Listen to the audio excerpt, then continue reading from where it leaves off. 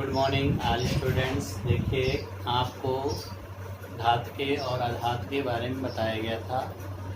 पिछले जो आपका डे था उसमें बताया गया था।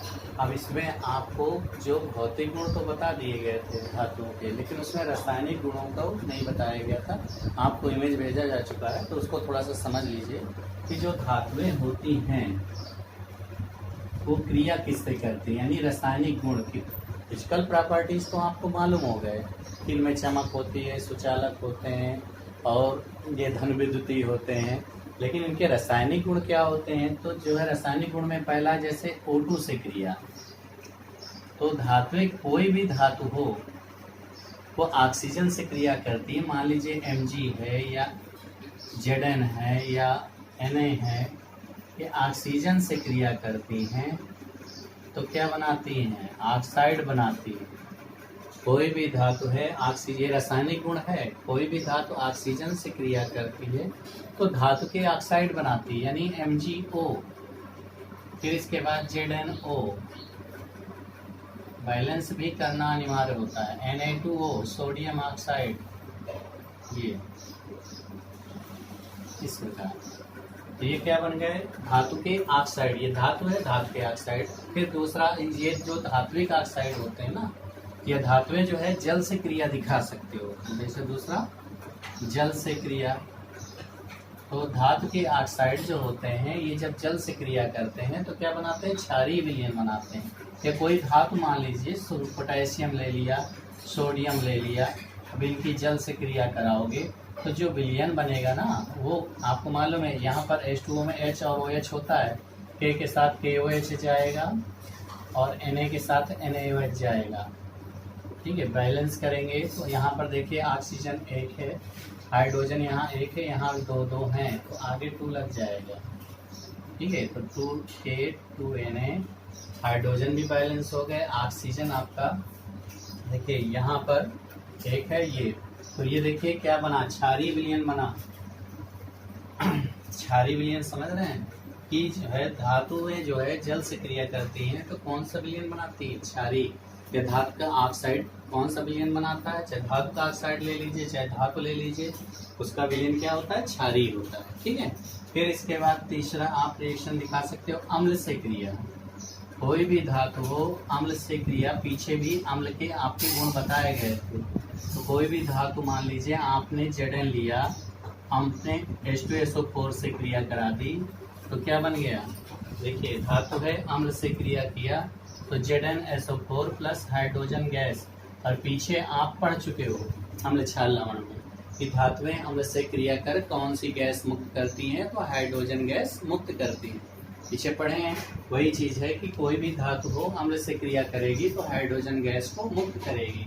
फिर चौथा है, इसी में आप दिखा सकते हो हाइड्रोजन से क्रिया। कोई भी धातु हो हाइड्रोजन से जब क्रिया करती है तो हाइड्राइड बनाती है। मान लो सोडियम है, हाइड्रोजन से क्रिया किया तो आपको मालूम है कि सोडियम में 1 हाइड्रोजन में 1, तो सोडियम हाइड्राइड बनेगा।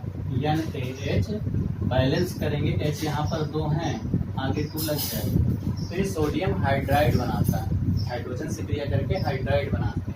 फिर इसी तरह अन्य धातुओं के साथ अगर ये धातुएं अन्य लवण हो धातु के, उनसे क्रिया करते हैं तो विस्थापन अपक्रिया दर्शाते हैं। जैसे कि मान लीजिए कोई धातु है Fe है, ठीक है, अन्य धात्विक लवणों से क्रिया, तो जैसे मान लीजिए Fe है और ये अन्य धात्विक लवण मान लो आपका CuSO4 है, ये धात्विक लवण है और ये क्या है, धातु है, इसको विस्थापित कर देगा। तो विस्थापित करके क्या हो जाएगा, FeSO4 और प्लस Cu।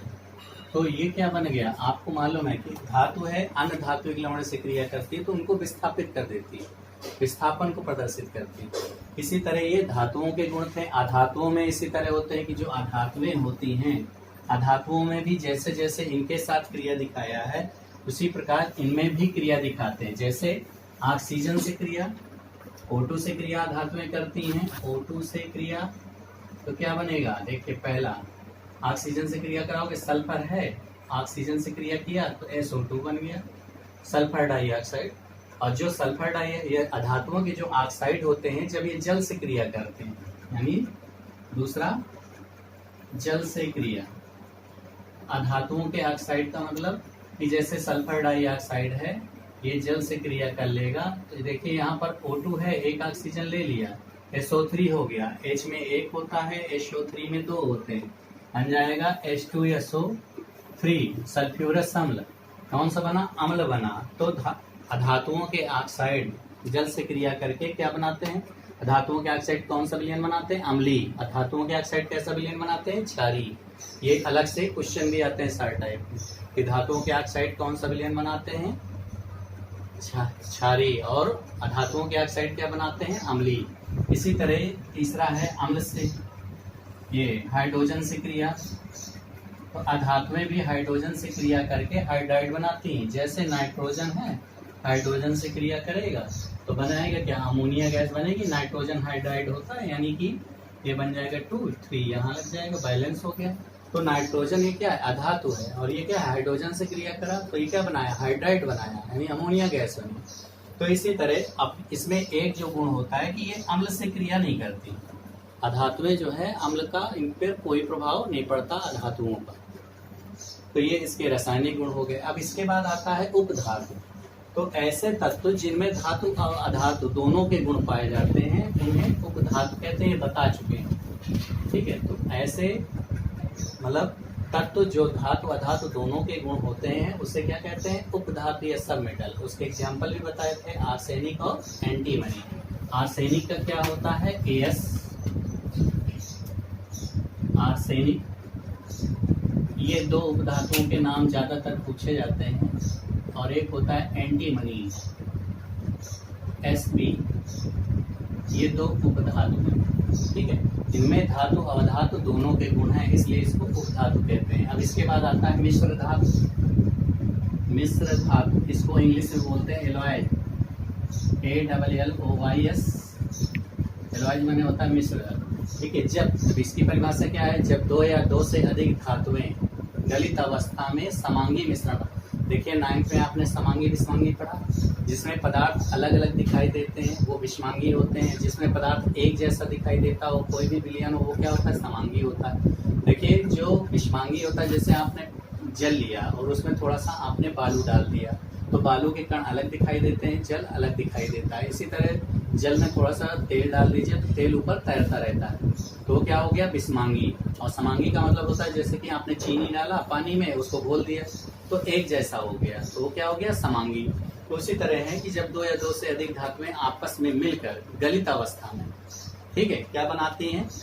समांगी मिश्रण बनाती हैं। जब दो या दो से अधिक धातुएं गलित अवस्था में समांगी मिश्रण बनाती हैं, उसे हम क्या कहते हैं? मिश्र धातु कहते हैं। जब ये ठंडे हो जाते हैं तो ये क्या हो जाते हैं? ठोस हो जाते हैं। ठीक है, और सब मिश्र धातु हैं कौन कौन सी? कापर की सबसे ज्यादा मिश्र धातु है उनमें से, क्योंकि कापर सबसे ज्यादा प्रकृति में पाया जाता है, संयुक्त और स्वतंत्र दोनों रूपों में पाया जाता है। तो जैसे कुछ मिश्र धातुएं हैं कापर की, जैसे कि पीतल। पीतल को इंग्लिश में बोलते हैं ब्रास।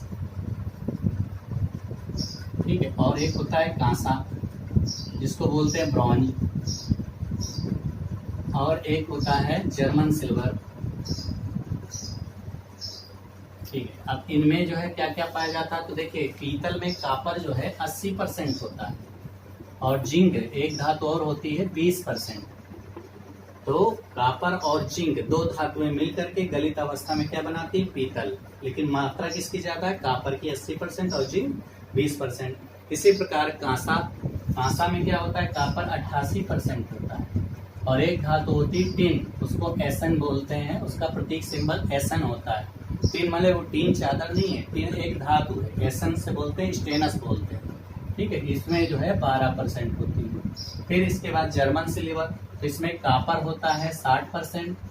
फिर इसके बाद जिंक होता है 20% और निकिल होता है 20%। तो टोटल ये 100%। तो इस प्रकार जो है ये क्या है? मिश्र धातुएं। इनका उपयोग किस में होता है? बर्तन बनाने में, घंटियां बनाने में। और इनका उपयोग जो है कांसे के मतलब जो है कांसे में भी वही उपयोग होता है, बर्तन बनाने में, घंटियां बनाने में। कुछ उपकरण होते हैं इलेक्ट्रॉनिक उपकरण वगैरह, उनमें भी उनका उपयोग होता है। तो ये सब उपयोग, इनके उपयोग पूछे जाते हैं, कंपोजिशन पूछे जाते हैं, संघटक क्या क्या होते हैं। ठीक है, और ये नाम पूछे जाते हैं। तो दो मिश्र धातुओं के नाम जो आपको सरल लगे वो याद रखिएगा। जर्मन सिल्वर एक ऐसी धातु है, क्वेश्चन आता है इनमें से क्या नहीं पाया जाता, और उनमें से सब दिए होंगे, लेकिन आपको क्योंकि सिल्वर दिया होगा और सिल्वर ही नहीं पाया जाता, नाम जरूर है और उसमें सिल्वर में आप टिक लगा देते हो, जबकि जर्मन सिल्वर में सिल्वर ही नहीं पाया जाता। 3 धातुएं तो हैं, कॉपर, जिंक, निकल और एजी भी लिखा होगा, तो आपको एजी नहीं बताना, क्योंकि सिल्वर जरूर लिखा तो आप सोचोगे नहीं एजी, सिल्वर लिखा तो एजी जरूर होता होगा, सिल्वर नहीं पाया जाता। बाकी 3 धातुओं से मिलकर के ये बना होता है। इसके बाद आता है इलेक्ट्रोड विभव। इलेक्ट्रोड विभव क्या होते हैं?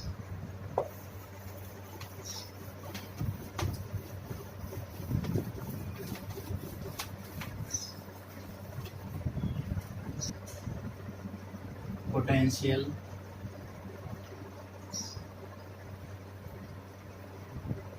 यानी इलेक्ट्रोड विभव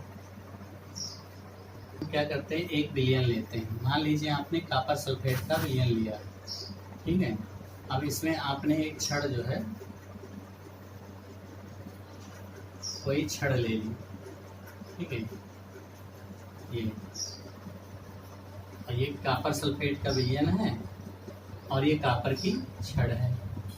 तो इसकी परिभाषा, जब किसी धातु की छड़ को, ये कॉपर देखिए जो धातु होती है उसी का विलयन होता है, ठीक है। तो जब किसी धातु की छड़ को उसी धातु का विलयन, मतलब कॉपर की छड़ है तो कॉपर सल्फेट का विलयन है, तो जब किसी धातु की छड़ को उसी धातु के विलयन में डुबोया जाता है तो उसके बीच, इसके छड़ और विलयन के बीच एक विभव उत्पन्न हो जाता है, जिसे इलेक्ट्रोड विभव कहते हैं। इसी में आता है मानक इलेक्ट्रोड विभव। तो मानक इलेक्ट्रोड विभव क्या होता है? 25 डिग्री सेल्सियस, क्योंकि इसको आपने एक स्टैंडर्ड मान लिया कि 25 डिग्री सेल्सियस। तो जब 25 डिग्री सेल्सियस पर किसी धातु की छड़ को उसी धातु के विलयन में डुबोया जाता है तो धातु की छड़ और विलयन के बीच विभव उत्पन्न हो जाता है, जिसे हम मानक इलेक्ट्रोड विभव कहते हैं। अब देखिए, मानक इलेक्ट्रोड विभव के आधार पर हम क्या बनाते हैं? विद्युत रासायनिक श्रेणी, जो सबसे ज्यादा मोस्ट इम्पोर्टेंट है और पूछी जाती है। विद्युत रासायनिक श्रेणी क्या होती है? और धातुओं को मानक इलेक्ट्रोड विभव के बढ़ते क्रम में रखने से या उनकी सक्रियता के घटते क्रम में रखने से जो श्रेणी प्राप्त होती है उसे विद्युत रासायनिक श्रेणी या सक्रियता श्रेणी कहते हैं, ठीक है। उसके लिए एक वो होते है श्रेणी बनाई जाती है, जिससे समझ में आता है कि मतलब कौन सक्रिय है कौन निष्क्रिय है, ठीक है। तो ये आपको नेक्स्ट डे विद्युत रासायनिक श्रेणी बताया जाएगा, ठीक है। यहाँ जो समझ में वैसे आ गया होगा, क्योंकि कुछ चीजें जो पीछे इमेज में दिया गया है वो नहीं बताया गया था और कुछ ये आपको दिया गया है, ठीक है। इसको आप जो है, जो आपका स्टडी आज जो भेजा गया है उसको आप नोट्स करेंगे। इसके बाद विद्युत रासायनिक श्रेणी बचती है, उसको हम नेक्स्ट डे बताएंगे। थैंक यू बेटा।